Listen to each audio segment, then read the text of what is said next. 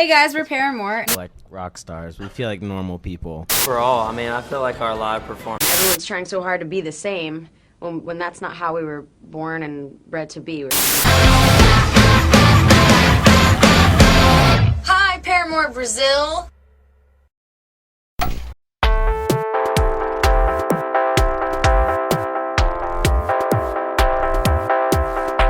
Fall Out Boy surprised us too. I had no idea that they were making a record. There was sort of like little whispers around LA because that's where we were making the record, and I think that's where they made the record as well.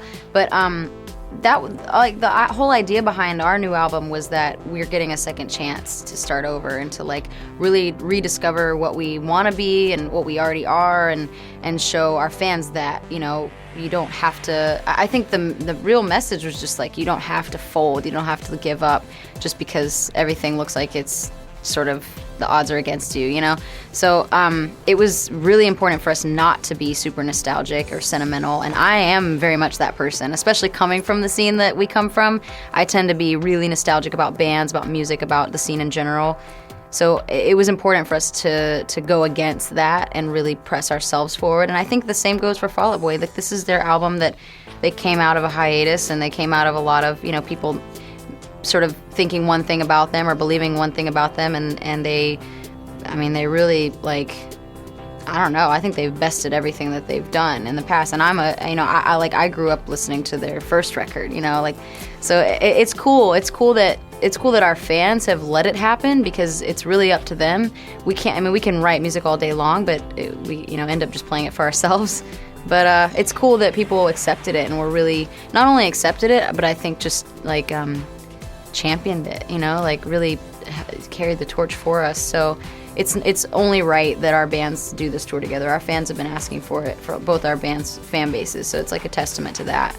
To me, I'm never threatened by the other little outside things that I do, because I know kind of where my heart is, and it's hard to prove that to other people. So there's always little rumors, and there's always the questions and interviews and fans that kind of have their own opinion of it. But I mean, my priority will always be Paramore, and if I do, you know, like when I got to do Stay the Night, I got to do a little writing on it. It was so, it was really liberating, because I'm very afraid of like, I'm not the person that goes and sits in rooms and co-writes with people. I write for Paramore, and Taylor and I get together and we write a song, and then it ends up on the record or it doesn't. So it's good for me, because I think it stretches me, it challenges me, it makes me better for the band.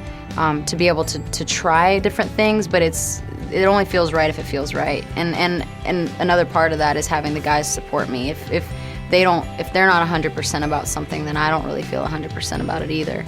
You can never say never in your life in general, but again, I know where my heart is, and it's literally from day one, it's this band, and I can't imagine doing anything else. I can't imagine wanting to do anything else.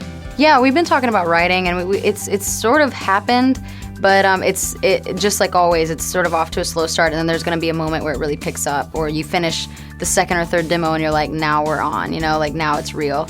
But I know Taylor writes the most out of any of us, like all the time. Jeremy, like no one knows this about Jeremy, but Jeremy actually programs beats and like writes hip hop tracks and things like that, and it's sick. Like he is so. He grew up on that, and it's very cool. It's very, very cool. So he's always staying creative. I try to journal and write, you know, kind of just on my own lyrics or whatever. But it'll come together. You know, it actually will probably start coming together more this summer when we're together all the time and we have more time. You know, it'll be nice. It'll be really nice. I'm excited. I have no idea what it's gonna sound like. I mean, I know what some of the music sounds like, but I don't know. Ain't It Fun, again, like Ain't It Fun was probably one of the scariest songs that ended up on the record. It started as this, Taylor was listening to a band called Dutch Uncles, who coincidentally ended up doing a remix of the song, which we'll put out later. But he was listening to this band called Dutch Uncles, and he thought, I'm gonna just, you know, make a track that sounds like that. And I walked in, we were getting ready to go eat, and we were staying at a hotel in LA, and I walked in like just at the right moment, you know, when he had it playing over his speakers.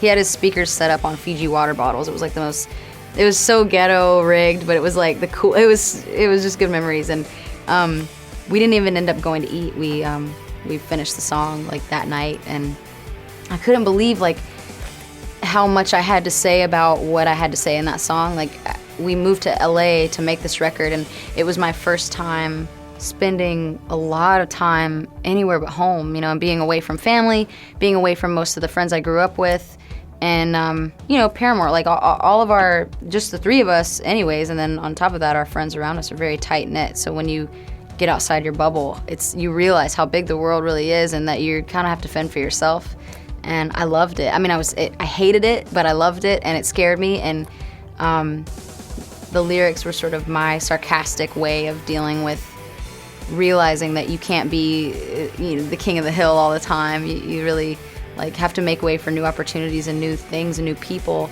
and once again, not be afraid of it. So it was a really good exercise for me as a human being, as like a 23-year-old person at the time, understanding that life is so much bigger than your own perspective and your own, I don't know, than just your own life path, you know. It connects to so many other things. So important song for us, and then of course the choir ended up happening, which was a dream come true for me. I grew up on gospel music, so big deal.